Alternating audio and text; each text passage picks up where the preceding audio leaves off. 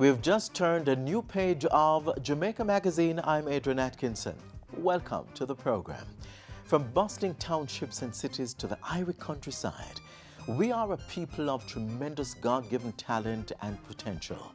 Vision 2030's aim is to align Jamaicans for greatness through the synergizing of minds, the earth and ideas. This is what will make Jamaica the place of choice to live, work, raise families and do business. Today, our bookmarks highlight the opportunities being created for Jamaicans through the Kingston Container Terminal Expansion Project, as well as the work of the government and the private sector in facilitating educational development. Keep watching. The news is next.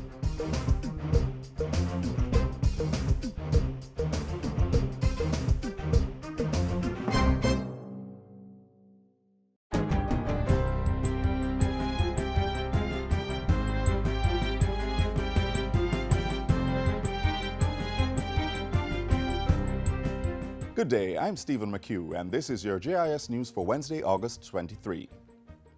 The design for the government's proposed communication network, GovNet, has been completed.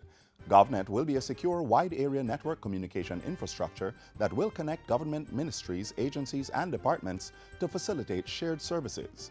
At a recent presentation ceremony, Technology Minister Dr. Andrew Wheatley said the completed design would provide the blueprint for the project's implementation. We are at a point where we are ready and in fact will start the rollout of GovNet. It's indeed a significant footprint now as it relates to building out a truly digital society and a digital government. In the meantime, Minister Wheatley says the implementation of the high-speed broadband infrastructure component of GovNet will improve efficiency across government offices island-wide. By putting in place this seamless connectivity, this infrastructure will allow government to even relate better with itself, and as such, be better positioned to relate to our citizens. And I must say that I envision a situation where, through the implementation of GovNet, the government will realize a truly joined-up way of doing business.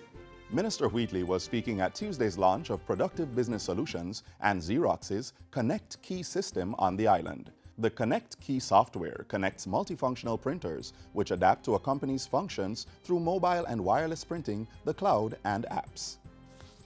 Residents of Mountainside and Parklea in southwest St. Elizabeth now have electricity in their homes. Lights were turned on for the first time Friday by Energy Minister Dr. Andrew Wheatley.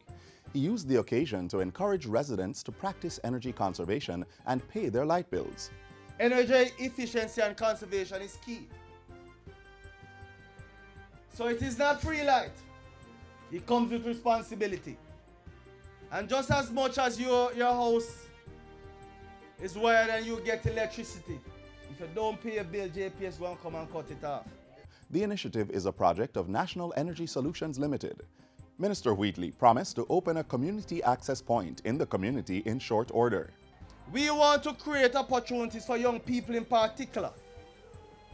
Young people to gain the necessary skills, such as skills in animation, skills in app development, and I'm sure even in the farming communities within this area that you will be able to use technology to not only know when to plant your crops, but also to market your produce as well.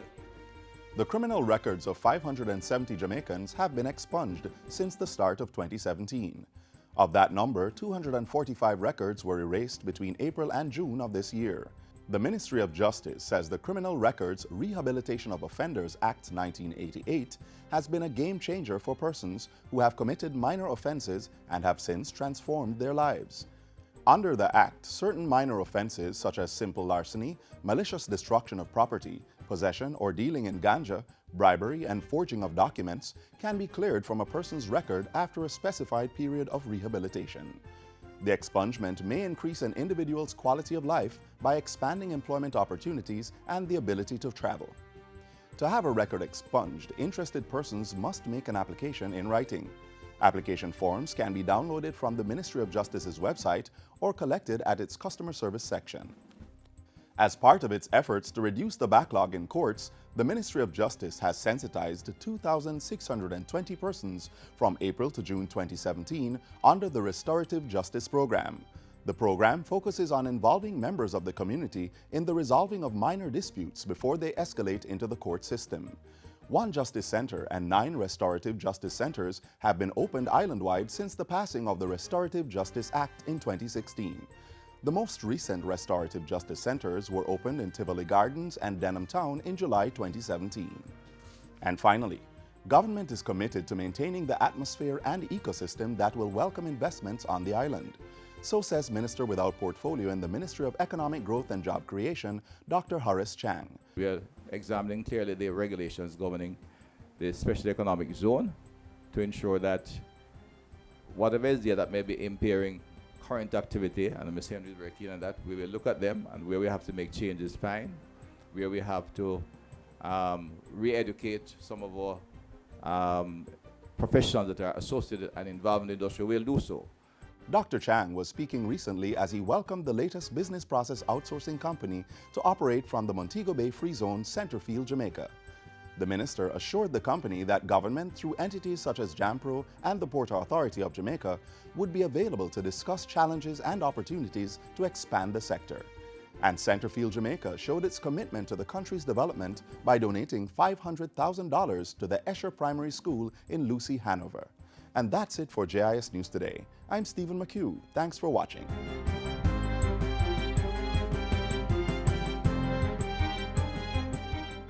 Protect Jamaica, plant your grass. Help us become more resilient to climate change impacts. Protect Jamaica, plant a tree. It improves the island's national biodiversity. Trees may be fruit, ornamental, or timber, but must be native or suitable to the area's natural landscape. Join the Jamaica Million Tree Campaign and help to plant 1 million trees by June 30, 2019. This is a call to action by the National Environment and Planning Agency. The 7th largest natural harbour in the world, the Kingston Harbour. Can you see how it becoming the main logistics centre for the Caribbean region will advance Jamaica's economy? Never thought about it? Watch this.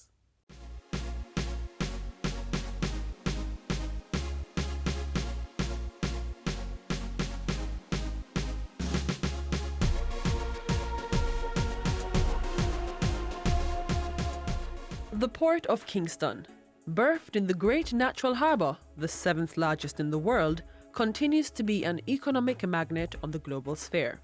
The port has been the hub of trade through several periods of development, from as far back as the 16th century. Trading is the way to go for a small island state, and this is something that will take advantage of our geographical location. We happen to be blessed with a position that puts us in the right path. Although we sometimes forget that, but the pirates taught us that hundreds of years ago. This was the base. Another renaissance is about to unfold in today's modern era of shipping and logistics, which is expected to make this port a critical axis for Jamaica's push towards sustainable economic growth. We sit in the middle, geographic middle, of 800 million market. And that 800 million market is not only just 800 million population, it's the largest market in the world. North America, comprising the United States and Canada, is the single largest market in the world, and will remain so for a long time. We therefore have a very strategic advantage in terms of positioning where the Kingston Frontier in terms of will become the logistics center of the Caribbean region. In July 2016, Kingston Freeport Terminal Limited, KFTL, took over operations of the Kingston Container Terminal, KCT, under a 30-year concession agreement. Kingston Freeport Terminal Limited is the local subsidiary of the French shipping company CMA CGM. The concession agreement gives KFTL the right to finance, expand, operate, and maintain the KCT for the duration of the contract. The divestment is already sparking significant investment in ports development. It confirms clearly that to divest to the private sector under the required conditions, economic activity that is done better by the private sector is the right road we're taking, and we have to pursue it aggressively in all areas. Since CMA CGM took over the port and began development activities, the container handling capacity has been increasing from 1.3 million 20-foot equivalent units, TEUs. And with expected new equipment for the expansion, the terminal capacity should soon reach over 3 million TEUs per year from the first phase of capital works.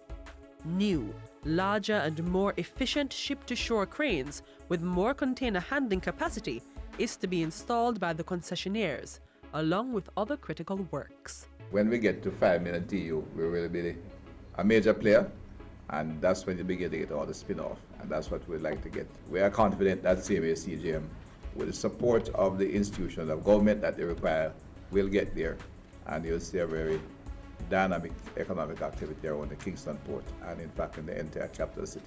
According to the Chief Executive Officer of KFTL, Olivier Cretou, part of the overall terminal upgrade involves the build-out of a new information technology infrastructure supported by fiber optic cable.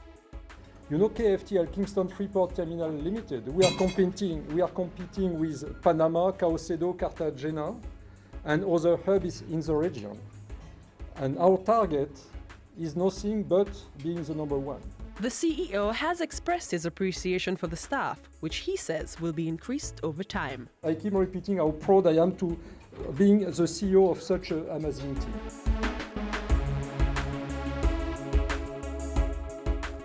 Work is progressing on the dredging of the Kingston Harbour under Phase 1 of the Kingston Container Terminal KCT expansion project. The expansion is to be completed by December 2018 and is being done at a cost of $150 million.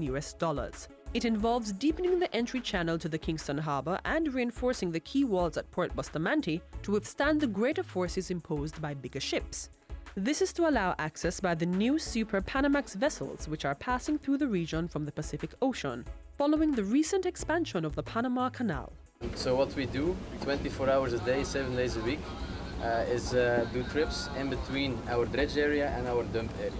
And so what you will be able to see now is that we will lower the suction tube to the bottom of the sea, and then once your drag head, which is the let's say the final point of your suction tube, once it's on the bottom of the ocean, then we start dredging again. After about 40 to 50 minutes when the hopper is full, it's time to sail the dredger to the dump area. We sail inside the port 10 nautical miles, and then once we are outside we can increase the speed a little bit.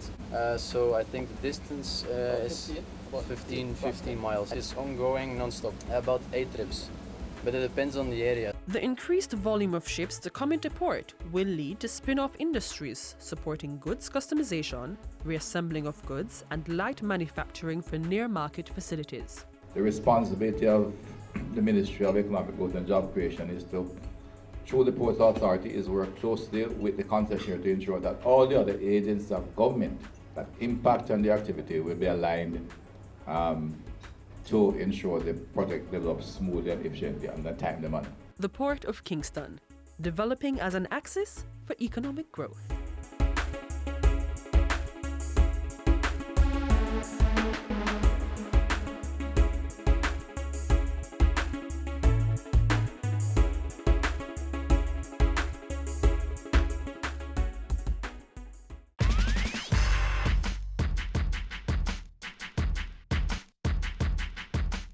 Children, they are sometimes so hard to understand.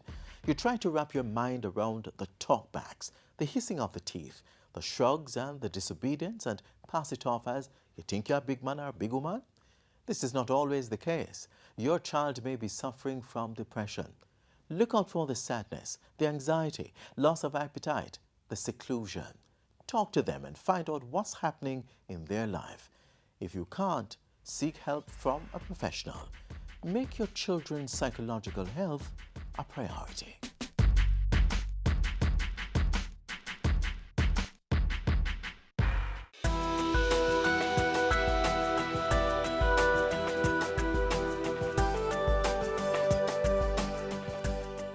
The Ministry of Education, Youth and Information is committed to ensuring that every Jamaican child has the best learning environment to thrive and needs your cooperation to make the education system work successfully.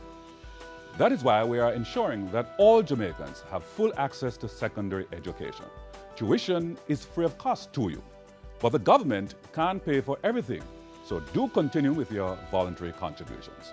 These contributions cover the expenses of co-curricular and sports activities and school development projects. We have also increased our support for PATH students. That's right, PATH students are not expected to make contributions, and they will be provided with 5 days of free lunches. We know that a hungry child cannot learn. The ministry has implemented a literature book rental program, free insurance and IDs for PATH students in high schools. This government cares for you. We believe that every child can learn. Every child must learn.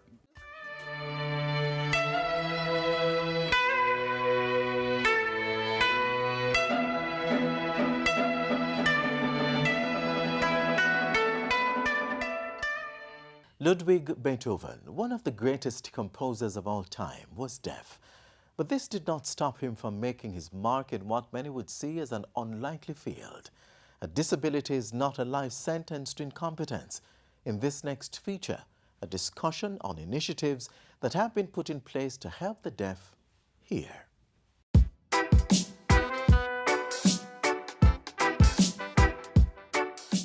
So much has been done by the Ministry of Education, Youth and Information to advance learning of deaf students. And with me to talk about these achievements is Education Officer within the Ministry, Christina Addington. Welcome, Mrs. Addington.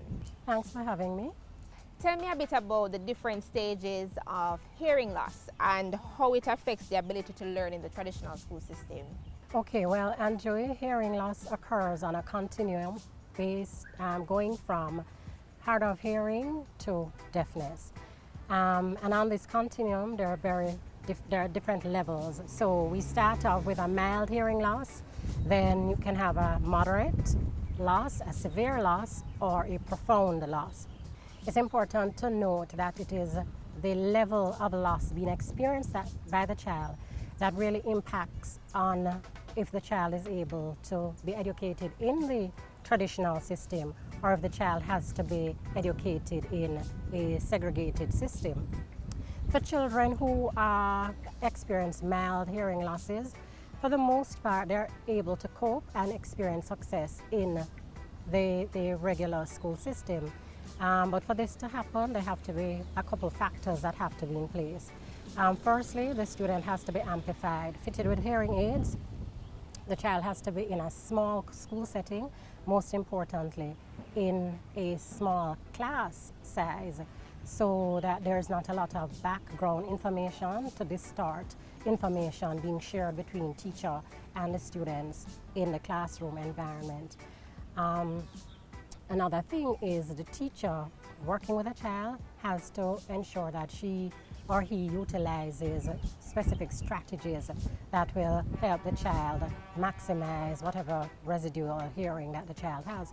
So things like placing the child at the front of the class. The teacher has to also remember he or she cannot turn their backs to the class while teaching. They have to ensure that they always have the child's attention, let the child know when they're speaking to them.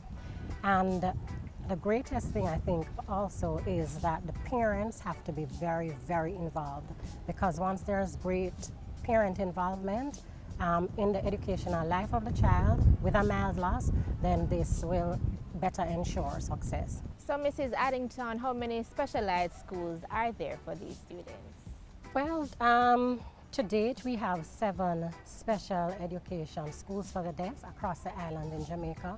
We have 3 public schools which are operated in partnership between the Ministry of Education and the Jamaica Association for the Deaf.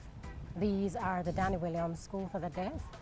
They are in Kingston, in Pope Estate, Papine, and they have 2 satellites.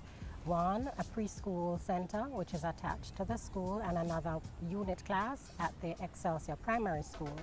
The St. Christopher School for the Deaf is also a primary school, and that school is in Brownstown, St. Anne, and it has a boarding facility.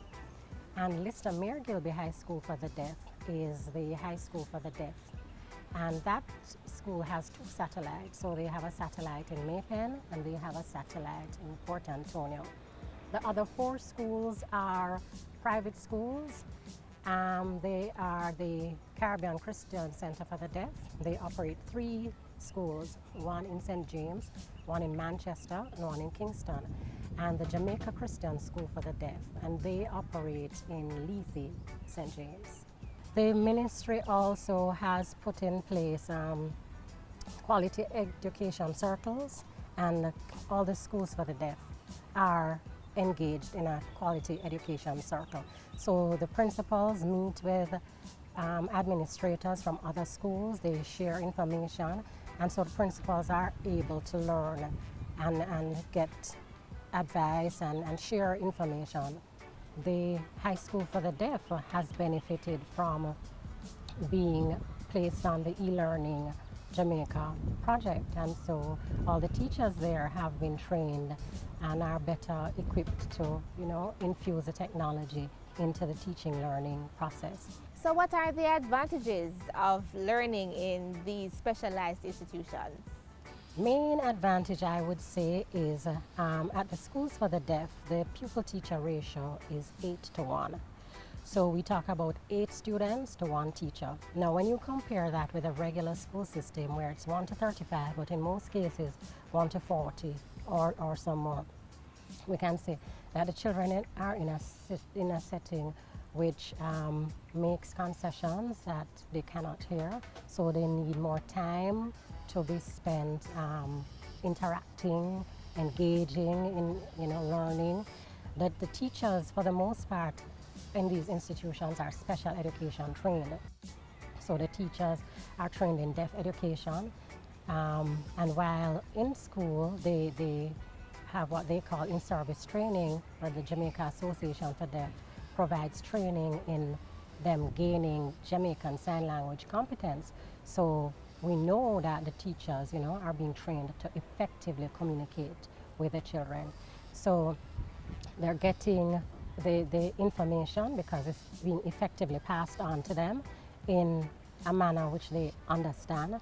The methodologies used are methodologies which are specific for enhancing learning with the population. And as I say, small setting, persons know and better understand them and are better able to work with them. Perfect note to end on, and signs for you to follow up on. We want to thank Mrs. Christina Addington from the Special Education Unit in the Ministry of Education, Youth and Information for sharing with us today. Thank you.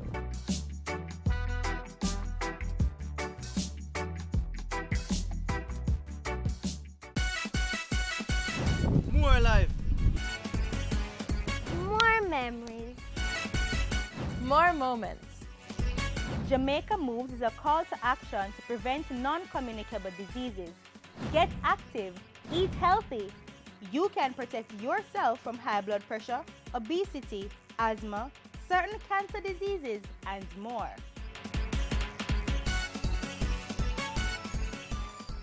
After 115 years, the Rhodes Scholarship continues to support exceptional students in their postgraduate pursuits. The Jamaican 2017 recipient is set to continue her chase for greatness at the Oxford University in England. More in this next feature.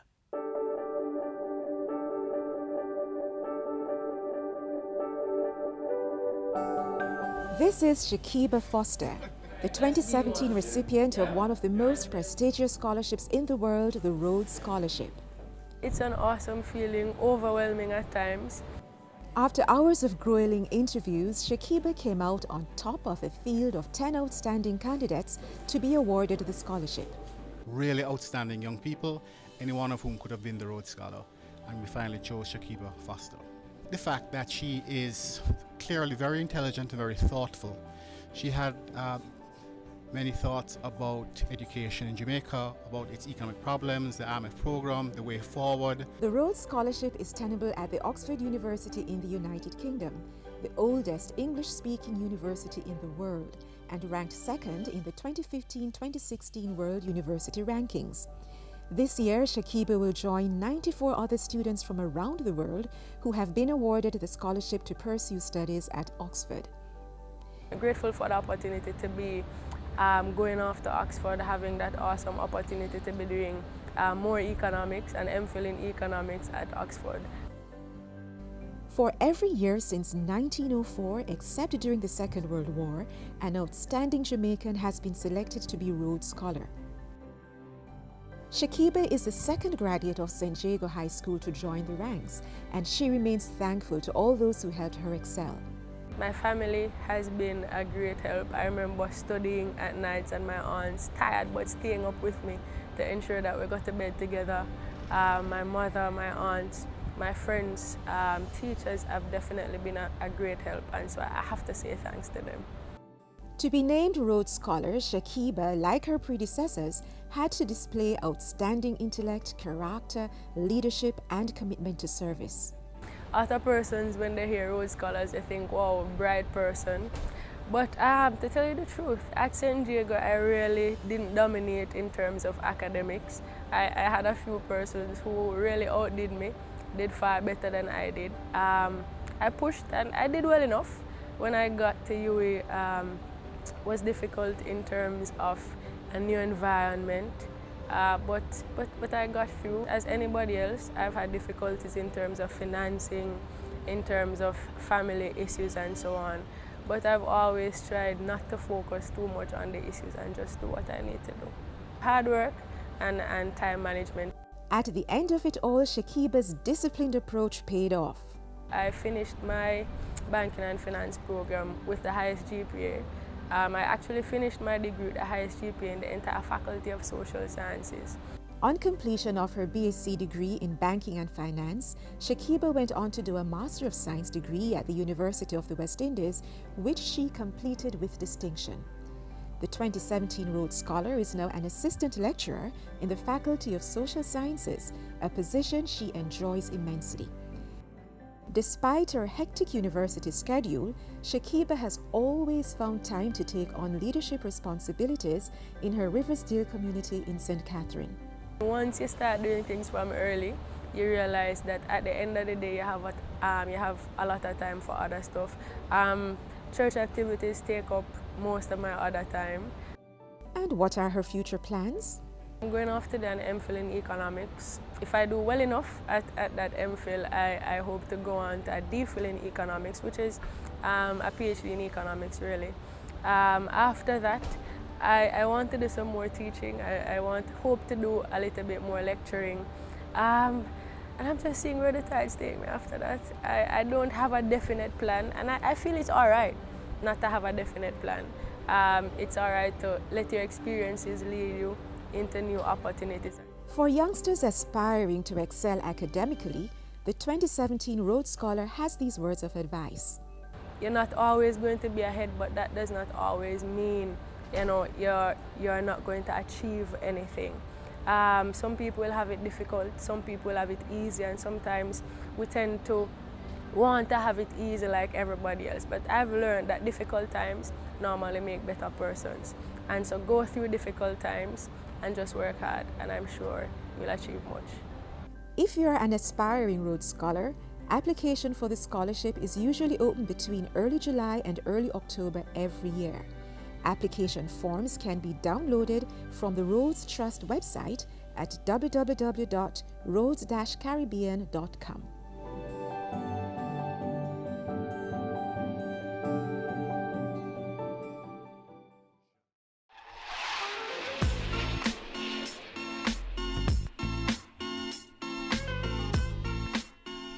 Don't worry about being the sharpest tool in the shed. A hammer isn't the sharpest tool, but it has a job. Know your purpose and the mission for you, for your family, and for your country.